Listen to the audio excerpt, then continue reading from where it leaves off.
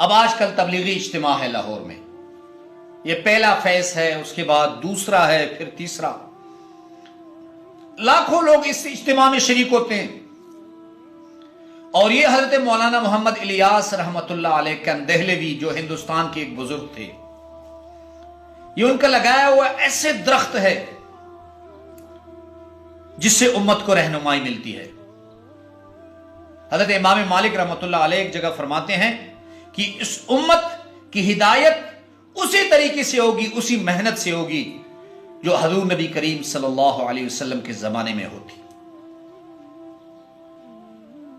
اکثر لوگ مجھ سے پوچھتے ہیں کہ مولانا صاحب ہم اجتماع پہ جائیں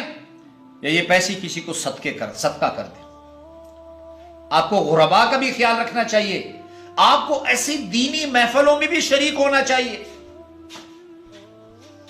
یقین مانیے ہم سارا دن ساری رات اگر لگے رہیں، کئی ایک دہائی سے زیادہ عرصہ ہو گیا کہ ہم ممبر پر اللہ اور اس کے رسول کی بات کرتے ہیں، شاید ہی ہمارے منہ سے نکلے ہوئے الفاظ سے 10 لوگوں نے داڑھی رکھی ہو، لیکن یہ تبلیغ کی ایسی محنت کہ اس کے ذریعے سے لاکھوں لوگوں نے داڑھیاں رکھی، کروڑوں لوگوں کی زندگیاں بدلی۔ وہ لوگ جو شراب خانوں میں خانوں میں شراب پیتے، اللہ کی نافرمانی کرتے، اللہ کے راستے میں صرف 3 دن لگانے سے ان کی زندگیاں بدل جاتی۔ یہ بات یاد رکھیے، ایسے اجتماع اور جیسے دوسرے اجتماع جہاں بھی ہو، جہاں لاکھوں کے لوگ تعداد میں اولیاء کرام آتے ہیں، اللہ کے محبوبین آتے ہیں، ان کی صحبت میں ایک پل بیٹھنے سے اللہ رب العزت آپ کی زندگیاں بدل دیتے۔ میں آپ کو ایک مختصر بات کر رہا ہوں، ہمارے کرکٹر سعید انور، محمد یوسف، انضمام الحق، افتخار انجم، مشتاق احمد، جنید جمشید رحمت اللہ علیہ، اس جیسے جتنے لوگ، آپ جنید جمشید رحمت اللہ علیہ کی زندگی کو دیکھیے، وہ کیسے زندگی گزارتے، عیش و عشرت میں، کبھی ملیشیا، کبھی یورپ، کبھی امریکہ، کنسرٹ، میوزک کنسرٹ، عیاشی کی زندگیاں، ہر طرف خوبصورت لڑکیاں، لیکن اللہ رب العزت نے اس تبلیغ کی برکت سے ان کی زندگی بدل دی۔ اب دیکھیں سعید انور کو، وہ شخص جو کبھی نماز کی طرف بھی قریب نہ ہوتا، جسے پتہ ہی نہیں تھا، اللہ رب العزت نے دین کی محنت، تبلیغ کی محنت کے ذریعے اس کی کایا پلٹ دی۔ اور میں آپ کو بتاؤں، انضمام الحق جو ابھی چیف سلیکٹر تھے، یقین مانیے میں نے خود ان سے سنا، ایک مرتبہ نہیں کئی مرتبہ سنا، کہ جب میں تبلیغ میں نہیں لگا تھا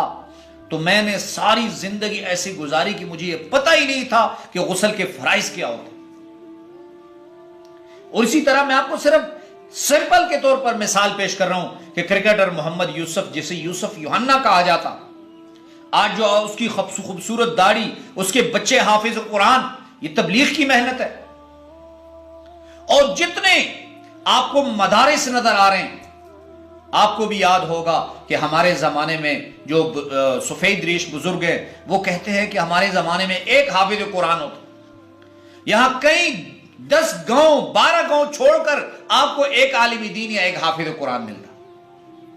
لیکن اب تبلیغ کی محنت ایسے ہوئی کہ آپ کو ہر محلے میں 5 سے 6 حافظ قرآن، ہر محلے میں عالم دین، آپ کو ہر گاؤں میں مدرسہ ملے گا۔